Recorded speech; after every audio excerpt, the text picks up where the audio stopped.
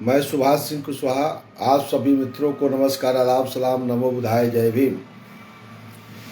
प्रतिदिन सुबह 7 बजे फेसबुक पेज लाइव से जुड़कर बिहार के गांवों में रहने वाले गरीब किसान मजदूर के विकास में राज्य सरकार और केंद्र सरकार के द्वारा विभिन्न योजनाओं के माध्यम से विकास करने का जो संकल्प लिया गया है, उस संकल्प को पूरा करने के लिए बिहार सरकार के माननीय मुख्यमंत्री नीतीश कुमार जी के द्वारा शिक्षा विभाग में जो अधिकार दिया गया है, शिक्षा विभाग को कैसे मजबूत किया जाए और गांव में रहने वाले गरीब किसान मजदूरों को शिक्षा से जोड़ करके देश और राज्य के प्रति जो विकास है और अपने जीवन को आगे बढ़ाने की दिशा में एक अच्छी पहल हो सके, इसके लिए शिक्षा जरूरी है। डॉक्टर बाबा साहब भीमराव अम्बेडकर साहब का भी सपना को साकार करने का जो संकल्प है, परमपिता महात्मा गांधी जी की सपना को साकार करने का संकल्प है, को पूरा करने के लिए लोक शिक्षा केंद्र का क्या महत्व है, लोक शिक्षा केंद्र की स्थापना क्यों की गई है, इस विषय पर आज हम आप सबसे चर्चा करने वाले हैं। पिछले दिनों जो हमने चर्चा किया था साक्षर भारत मिशन की चर्चा हमने किया था कि साक्षर भारत मिशन क्या है, कैसे 15 से 35 वर्ष के पुरुष और महिलाओं को जो साक्षर नहीं है उनको साक्षरता दर को बढ़ाने के लिए, पूर्ण रूप से साक्षरता दर को करने के लिए हमने जो चर्चा किया था, उसमें लोक शिक्षा केंद्र की एक बड़ी भूमिका विषय थी, जिस चर्चा को हमने पूरा समय अभाव में नहीं कर सका था। तो लोक शिक्षा केंद्र की स्थापना बिहार सरकार ने क्यों किया? लोक शिक्षा केंद्र ये साक्षरता भारत का पूरा करने के लिए इस केंद्र की स्थापना की गई, क्योंकि 15 से 35 वर्ष के आयु के जो बीच के जो पुरुष और महिला हैं, तो हमने कहा था वार्ड क्रियान्वयन प्रबंधन समिति जो निर्णय करके वार्ड सभा में इस बातों को रखती है और फिर एक सर्वे कराकर 15 से 35 वर्ष के जो पुरुष और महिला निरक्षर रह गए हैं उनको साक्षर करने के लिए लोक शिक्षा केंद्र की स्थापना की गई। और लोक शिक्षा केंद्र पर 2 उत्प्रेरक को परमानेंट वहाँ जो है चयन करके रखा गया। उस केंद्र का मूल महत्व यह है कि गांव के जो प्रतिभावान लोग हैं, प्रतिभा उनका सांस्कृतिक कार्यक्रम है, खेलना जानते हैं, बहुत कुटीर उद्योग भी जानते हैं, बहुत से घरेलू सामानों का उत्पादन करना जानते हैं, लेकिन वह साक्षर नहीं है, शिक्षित नहीं है, जिससे उनका सोच डेवलप नहीं हो पा रहा है। तो लोक शिक्षा केंद्र के माध्यम से उस सबको एक जगह बैठने का मौका मिलेगा और देश दुनिया में क्या हो रहा है, केंद्र सरकार कौन कौन योजना चलाती है, राज्य सरकार कौन कौन योजना चलाती है, जैसा उदाहरण स्वरूप मनरेगा। तो मनरेगा में मजदूरों को काम लेना है तो उसके लिए एक आवेदन देना पड़ता है रोजगार सेवक को, जिसकी जानकारी गांव के मजदूरों को नहीं है, गांव को महिलाओं को नहीं है कि मनरेगा में कैसे रोजगार मिलता है। साइड पर जो है पीने की पानी की व्यवस्था है, छोटा छोटा बच्चा है तो उसकी क्या सुविधा है, मेडिकल क्या सुविधा है, काम करने के दौरान में कुछ दुर्घटना होती है तो उसकी क्या सुविधा है, ये सभी चीज़ों की जानकारी हो जाती है। जैसे आपके बच्चे विद्यालय जाते हैं कि नहीं, जाने से क्या मिलेगा, छात्रवृत्ति मिलेगा, पोशाक मिलेगा, साइकिल मिलेगा, उद्योग धंधा, कई चीज़ों की चर्चा होती है लोक शिक्षा केंद्र पर। इसलिए इस केंद्र की स्थापना की गई कि इसमें जो गांव गरीब किसान मजदूरों, किसान हो, मजदूर हो, व्यवसायी हो, छोटा छोटी नौकरी करने वाले लोग हैं, यानी हर प्रकार के व्यक्तियों के अंदर जिसके अंदर निरक्षरता है वह एक जगह बैठेंगे और बैठने के बाद में उद्योग धंधा की चर्चा चलेगी। सिर्फ पढ़ाई की बात ही थोड़ी चाहिए, ये भी पढ़ाई है, उसको शिक्षित करते हुए इन बातों की चर्चा करने का एक प्लेटफॉर्म बनाया गया लोक शिक्षा केंद्र। और उत्प्रेरक को काम है ये सभी बातों के प्रति उसको प्रेरित करना, यानी उसकी जीवन को और आगे कैसे ले जाए, उनके अंदर जो कला है, उनके अंदर जो कौशल है, उस कौशल को पहचान करके उनको जीवन को पटरी पर खड़ा करने के लिए, उसको दौड़ा देने के लिए लोक शिक्षा केंद्र की स्थापना की गई। अब देखिए कितना बड़ा व्यापक यहाँ राज्य सरकार का सोच है कि वह प्रेरक के माध्यम से, जो 2 प्रेरक होंगे और वार्ड के सदस्य होंगे, वार्ड क्रियान्वयन समिति होगी, ग्राम पंचायत के मुखिया की भूमिका आगे अब देखेंगे। तो इतना बातों को ध्यान में रख करके मुख्यमंत्री नीतीश कुमार जी ने लोक शिक्षा केंद्र की स्थापना किए थे। लोक शिक्षा केंद्र की जो गतिविधियां होंगी, जो स्त्री और जो महिला और पुरुष जो है गांव के लोग इसके प्रति आकृष्ट होंगे, तो स्थानीय लोगों को अधिक उसके प्रति रुझान हो लोक शिक्षा केंद्र के प्रति, इसके लिए पठन पाठन केंद्र। और उसमें क्या क्या होगा, अब मान लीजिए एक वार्ड में 50 ऐसे महिला और पुरुष मिल गए जो निरक्षर हैं, उनकी बैठक हुई, केंद्र पर जाएंगे तो उसमें करना क्या है, पठन पाठन का केंद्र बनाना, माने एक माहौल बनाना, कौशल विकास और एक एक व्यक्ति की कौशल को जानना कि कौन महिला जो है साड़ी बुन देती है, कोर बनाती है, सिलाई करती है, कटाई करती है, बकरी पालन करना चाहती है, सुगर पालन, जो वगैरह वगैरह। तो उसके अंदर कौशल क्या है, उसको कैसे हम विकसित करें। पुस्तकालय, वचनालय, लाइब्रेरी की स्थापना हो, जैसे अब पढ़ते जाए तो कुछ किताब, कॉपी, अखबार ये सब रहे। सूचना का केंद्र, यानी केंद्र की सरकार क्या कर रही है, राज्य की सरकार क्या कर रही है, कहीं से कोई सूचना आता है तो उसका केंद्र रहे, वहाँ बैठेंगे तो चर्चा होगा हर प्रकार का देश दुनिया का, चर्चा मंडल, मेरे चर्चा का विषय रहे, वहाँ मनोरंजन खेल कूद के भी साधन उपलब्ध रहे। प्रत्येक पंचायत को मुख्यमंत्री नीतीश कुमार जी के माध्यम से अभी जो पैसा गया है 15वां वित्त योजना का, सभी ग्राम पंचायत के मुखिया को पता है कि हमारे यहाँ पैसा आया है। यानी खेल कूद के लिए ओपन जो जिम की व्यवस्था है, बिहार के सभी पंचायतों में मुख्यमंत्री नीतीश कुमार जी ने पैसा भेज दिया है, कामों की चयन भी तेजी से हो रही है। तो वहाँ पर मनोरंजन का साधन, खेल कूद की व्यवस्था, ओपन जिम की व्यवस्था करना है, ये शानदार है लोक शिक्षा केंद्र को मजबूत करने के लिए। सांस्कृतिक गतिविधियाँ, सांस्कृतिक कार्यक्रम, गाना बजाना, हमारे गांव के लोगों के अंदर बहुत से प्रतिभा है, उस प्रतिभा को कैसे निखारा जाए, या लोक शिक्षा केंद्र पर इसको करना है। जो लोक शिक्षक हैं आपके हर गांव में है, टोले में है, तो वे इस काम को कर रहे हैं, बहुत अच्छा नहीं कर रहे हैं, तो ग्राम पंचायत के मुखिया को और वार्ड के अध्यक्ष को इस व्यवस्था को करना चाहिए।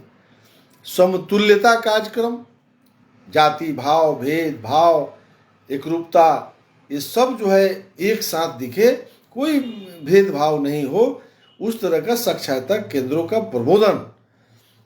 तो इस तरह की गतिविधियों के लिए लोक शिक्षा केंद्र अंततः ज्ञानमूलक समाज का निर्माण करने की तरफ ग्राम पंचायत के सदस्यों को बढ़ना चाहिए।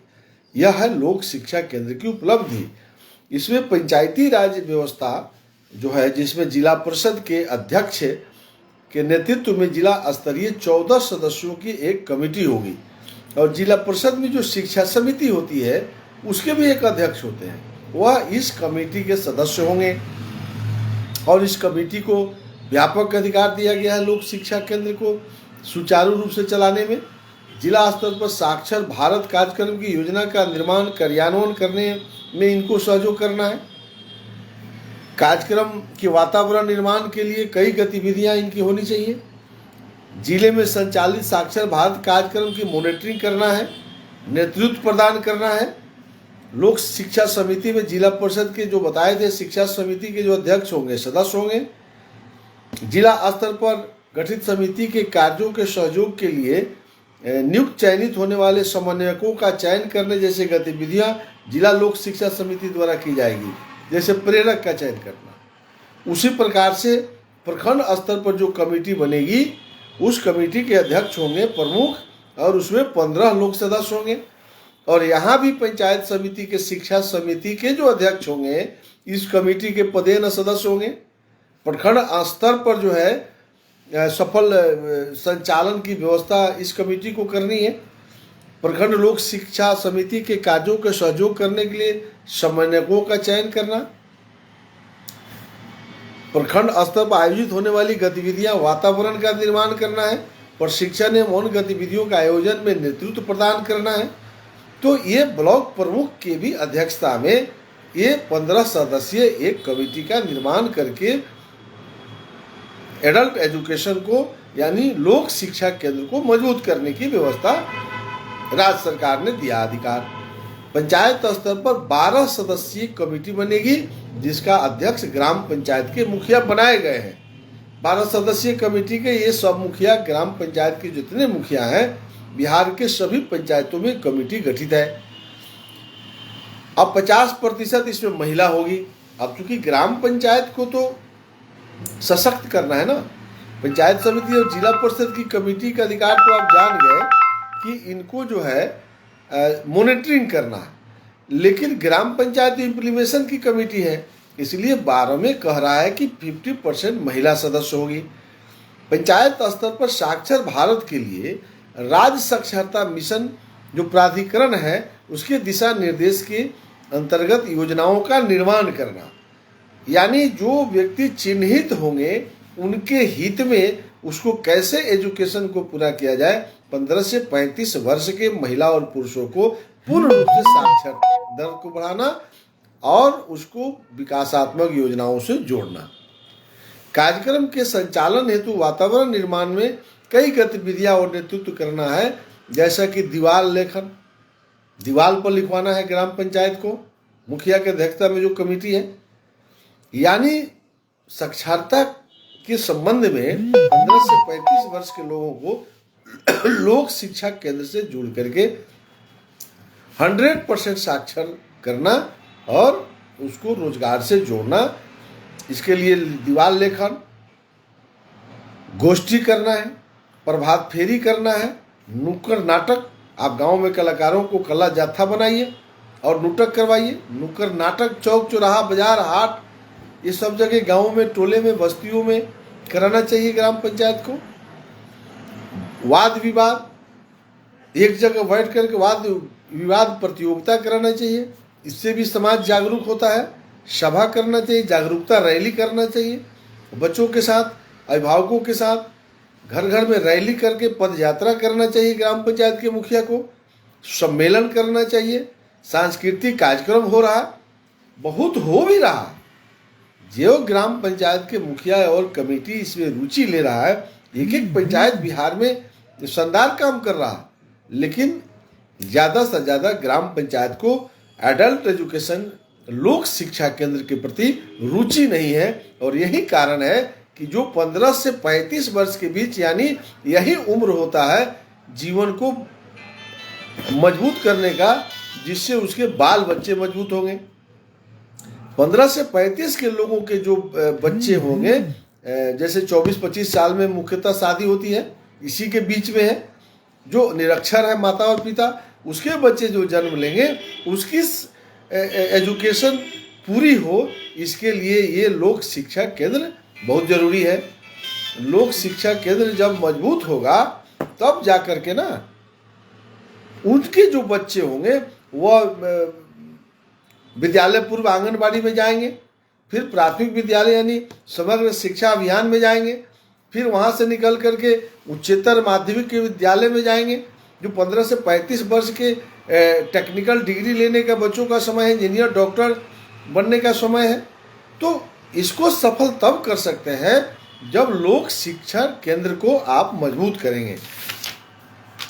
तो लोक शिक्षा केंद्र को जब तक आप मजबूत नहीं करेंगे तब तक आपका प्राथमिक शिक्षा भी पूर्ण नहीं होगी। एक तो जो चल रहा है, फिर एक बार दोहरा रहे हैं, यहाँ कंफ्यूजन नहीं हो। 15 से 35 वर्ष के बीच के जो लोग निरक्षर हैं वो अगर पढ़ लिख लेते हैं तो 15 से 35 वर्ष के बीच में जो बच्चे जन्म लेते हैं उनका वही उम्र होता है। उस उम्र में वो निरक्षर हैं, तो अपने बच्चों को कैसे साक्षर करेंगे या शिक्षित करेंगे। इसलिए बहुत जरूरी है लोक शिक्षण केंद्र को मजबूत करना। और यह जो ग्राम पंचायत समझ जाएगी, आने वाला 5 वर्ष के अंदर उसके पंचायतों के अंदर ना कोई निरक्षर रहेगा और ना कोई अशिक्षित रहेगा, और सभी 100% बच्चे जो है मैट्रिक करें, इंटर करें, टेक्निकल डिग्री लें। इसके लिए वातावरण का निर्माण करना, अपने पंचायतों में असाक्षरों को चिन्हित कर एक लक्ष्य निर्धारित करना और पढ़ने हेतु उन्हें प्रेरित करना, तब जाकर के आप इस टारगेट को पूरा कर सकते हैं। जो पढ़ाने वाले स्वयंसेवक हैं, उनका नाम स्वयंसेवक है। असाक्षरों को पढ़ाने हेतु स्वयंसेवक शिक्षकों को चिन्हित करना कि कौन स्वयंसेवक होगा जो 10 निरक्षर को साक्षर करेगा, वैसे स्वयंसेवक को चिन्हित करना। और स्थल जो लोक शिक्षा केंद्र कहाँ किया जाए, जहाँ गांव के सभी लोग आसानी से पहुंच जाए, ये सब किया गया। इस सबको देख करके हुआ है। लोक शिक्षा केंद्र की गतिविधियां जो होगी, पुस्तकालय, वचनालय, कौशल विकास, समकक्षता कार्यक्रम, सांस्कृतिक गतिविधियां, चर्चाएं, सब हमने कह दिया। लोक शिक्षा केंद्र प्रेरकों के कार्यों की समीक्षा करेगी। तो इस तरह से लोक शिक्षा केंद्र को मजबूत करना यानी सर्व शिक्षा अभियान को सफल करना। लोक शिक्षा केंद्र को मजबूत करना यानी विद्यालय पूर्व शिक्षा समेकित बाल विकास योजना को मजबूत करना। जो कल से हम जो चर्चा करने वाले हैं, समेकित बाल विकास योजना की, बच्चों के लिए मुख्यमंत्री नीतीश कुमार जी ने क्या क्या कर रहे हैं, भारत के प्रधानमंत्री आदरणीय नरेंद्र मोदी जी क्या क्या कर रहे हैं। कल से हम छोटे छोटे बच्चों के लिए आंगनबाड़ी केंद्र से शुरू करके कई डिपार्टमेंट में जो छोटे छोटे बच्चे हैं, उसके लिए सरकार क्या कर रही है, कल से सुबह से हम चर्चा करेंगे। और अंत में राष्ट्रीय माध्यमिक शिक्षा अभियान। अब देखिए, लोक शिक्षा केंद्र को जब मजबूत कर रहे हैं तो हमने कहा कि विद्यालय पूर्व शिक्षा भी ठीक होगा। सर्व शिक्षा अभियान यानी समग्र शिक्षा अभियान जैसे ही मजबूत हो जाएगा, यानी 8वां क्लास तक ग्राम पंचायत के वार्ड सदस्य और मुखिया के सहयोग से जैसे ही डिग्री ले लेंगे तो हाई स्कूल में बच्चे जाते हैं। यानी 5 किलोमीटर की रेडियस के अंदर कोई ना कोई हाई स्कूल। अब तो सरकार ने निर्णय ले लिया कि प्रत्येक पंचायत में हाई स्कूल, और हाई स्कूल तक 14 वर्ष से 18 आयु वर्ग के जो बच्चे हैं, खास करके 14 से 18, यानी 9th और 10th की डिग्री जो लेने की जो जरूरी है, उस जरूरत को पूरा करने के लिए राष्ट्रीय माध्यमिक शिक्षा अभियान चलाया गया। तो इसके लिए पंचायत समिति को सजग रहना है। तो ग्राम पंचायत की मुखिया यदि 14 साल के बाद जैसे ही 9वां और 10वां के लिए प्रेरित करके भेजते हैं, और निश्चित रूप से मैट्रिक पास करेंगे, इंटर करेंगे, तो सरकार का student credit card, education loan, कई ऐसी सुविधा दिया जा रहा है। इसलिए एक रिक्शा चालक के बच्चे, एक महागांव में रहने वाले गरीब के बच्चे को भी इंजीनियर और डॉक्टर बनाया जा सकता है। इसके लिए लोक शिक्षा केंद्र बहुत ही महत्वपूर्ण केंद्र है। लोक शिक्षा केंद्र को यदि आप नहीं समझेंगे, ठीक से नहीं समझेंगे, 15 से 35 आयु वर्ग के लोगों को पूर्ण रूप से यदि हम मजबूत नहीं करते हैं हर दृष्टिकोण से, तब तक जो है सर्व शिक्षा अभियान और विद्यालय पूर्व शिक्षा यानी समेकित बाल विकास योजना को सफल करने में थोड़ी कठिनाई होगी, जो आज देखा जा रहा है। इसलिए सभी शिक्षा को पूर्ण रूप से चलाने के लिए ग्राम पंचायत के मुखिया और वार्ड क्रियान्वयन समिति के अध्यक्ष, वार्ड सदस्य ये इस निवेदन के साथ कि अपने अपने कार्य क्षेत्र के अंतर्गत 15 से 35 वर्ष के सभी अभिभावकों को, पुरुषों और महिलाओं को पूर्ण रूप से साक्षर शिक्षित करना, ये हम सबकी जवाबदेही बनती है। इसी आशा और विश्वास के साथ कल सुबह 7 बजे समेकित बाल विकास योजना को लेकर के हम आप सबसे मिलेंगे। आप सबसे विदा लेते हुए आप सबको नमो बुद्धाय, जय भीम।